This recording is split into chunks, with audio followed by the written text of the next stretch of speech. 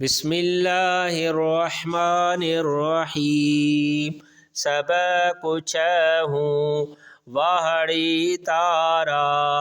वाहड़े तारा गोल तारा, रोशन तारा चिल्के वारा, सांझीअ टाणे निकिरो था, उभ सॼे में पखिड़ो था, चिल्को चिमको सारी रात, कजे अवां जी कहिड़ी बात, रात लंघे या बाक़ी छा, अव्हीं बतायो वाट इहा,